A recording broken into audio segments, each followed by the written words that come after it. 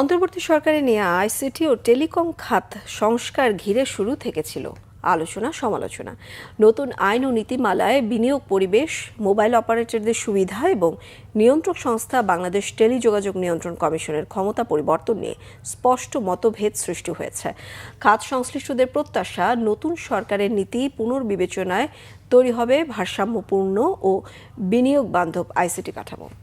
শুভ ইসলামের রিপোর্ট।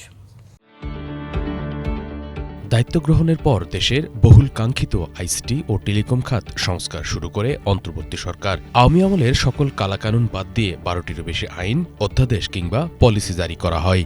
শুরু থেকেই এসব আইন, অধ্যাদেশ নিয়ে বিস্তর অভিযোগ ছিল খাত সংশ্লিষ্টদের। স্টেকহোল্ডারদের মতামতকে উপেক্ষা করা, দেশীয় স্বার্থ বিবেচনা না করা, বিদেশি বিনিয়োগকে উৎসাহিত করা সহ নানান বিষয়ে আপত্তি ছিল তাদের। সংস্কারে মোবাইল নেটওয়ার্ক অপারেটর এমএনওদের সুবিধার বিষয়েও আপত্তি ছিল খাত সংশ্লিষ্টদের। অপরদিকে সংস্কারে কিছু ব্যবসা ও ক্ষেত্রকে ফ্যাসিলিটেট করা হয়েছে বলে দাবি করে পলিসি রিভিউয়ের আহ্বান তাদের। এই পলিসিটা মূলত মনে হয়েছে যেন মোবাইল অপারেটরদের যে দুঃখ কষ্ট এবং চাওয়া পাওয়া সেগুলো পূরণের একটা ব্যবস্থা করা হয়েছে, কিন্তু বাকি যে দেশীয় যে শিল্প, দেশীয় যে ইন্ডাস্ট্রি, এদের ক্ষেত্রে এই জায়গাটা ওই রকম গুরুত্ব পেয়েছে বলে মনে হয় না। কাজে এখানে একটা বৈষম্য শিকার আছে বলে আমি মনে করি যে এই পলিসির ভিতরে যে দেশীয় অপারেটররা, দেশি এবং বিদেশি একটা ধোয়া তোলা হয়েছে।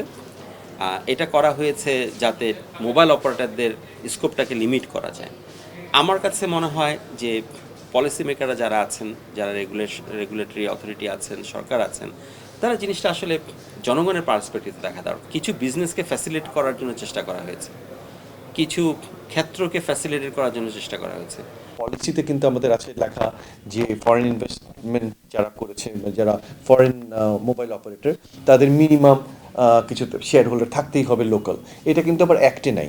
সো এইগুলি যাতে কন্ট্রাডিক্ট না করে বিটুইন পলিসিস অ্যান্ড অ্যাক্ট, এইটা আমরা আশা করছি যাতে নতুন সরকার এটি যাতে একটু অ্যাক্টের মধ্যেই থাকে, যাতে act policy should not contradict or have something extra which does not go with the spirit of the act. খাত সংশ্লিষ্টরা বলছেন, আইন ও নীতিমালা হতে হবে ব্যবসা বান্ধব, অন্যথায় দীর্ঘমেয়াদী দেশি বিদেশি বিনিয়োগ পরিকল্পনা বাধাগ্রস্ত হবে, ক্ষতির মুখে পড়বে দেশীয় অর্থনীতি। ইন্ডাস্ট্রিতে একটা স্টেক হয়ে গেছে, ইন্ডাস্ট্রিতে একটা স্থিতিশীলতা চলে আসছে। ফার্দার কোনো ইনভেস্টমেন্ট, ফার্দার কোনো ডেভেলপমেন্ট, ফার্দার কোনো নেটওয়ার্ক এক্সপানশন এটা হচ্ছে না। তো বর্তমান সরকারের কাছে অনুরোধ থাকবে অতি সত্বর আমাদের যে টেলিকম পলিসি যেটা সংস্কার হয়েছে ইন্ডাস্ট্রির পক্ষ থেকে আমরা এটা আবার পুনর্বিবেচনা চাচ্ছি। অন্তর্বর্তী সরকারের শেষ সময়ে পাশ হওয়া নতুন টেলিকম আইনে বিটিআরসির ক্ষমতা খর্ব করা নিয়েও তৈরি হয়েছে সমালোচনা। বিশ্লেষকরা বলছেন, আইনের এই পরিবর্তন জবাবদিহি ও সমন্বয় বাড়ানোর পাশাপাশি রাষ্ট্র ও নিয়ন্ত্রক সংস্থার মধ্যে ভারসাম্যের নিশ্চয়তা থাকা বাঞ্ছনীয়। পলিসি এবং গিয়ে অর্ডিন্যান্স এসেছে বেশ কিছু, যেটা হয়েছে যে এই কনসেন্ট্রেশন অফ টাইম এবং গিয়ে হেভিনেস অফ দ্য রেগুলেশনস, এটা আসলে প্রপোর্শনেট না। সেক্ষেত্রে এটা অত্যন্ত জরুরি যেগুলোকে আর একটু পজ দিয়ে এগুলোকে আবার রিভিউ করা এবং যথাযথ স্টেক হোল্ডারদেরকে, অংশীজনদেরকে নিয়ে এই রিভিউগুলো করা। বিটিআরসি আমাদের লাইসেন্স রেগুলেটরি, ওনাদের ক্ষমতা প্রচুর পরিমাণে খর্ব করা হয়েছে এবং মোটামুটি ক্লারিক্যাল জবগুলি বিটিআরসি করবে। এটা আসলে কোনোভাবেই কাম্য না।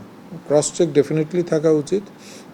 বিটিআরসি মিনিস্ট্রিরও বিটিআরসিরও যেমন ক্রস চেকিং করা দরকার, মিনিস্ট্রিরও ক্রস চেকিং করা দরকার। বিনিয়োগ স্থবির আইসিটি ও টেলিকম খাতে গতি ফেরাতে নতুন সরকারের পলিসি রিভিউয়ে নজর খাত সংশ্লিষ্টদের, যার মাধ্যমে দীর্ঘমেয়াদী ডিজিটাল অগ্রযাত্রায় সমন্বিত ও ভারসাম্যপূর্ণ কাঠামো গড়ে উঠবে, এমনটাই প্রত্যাশা।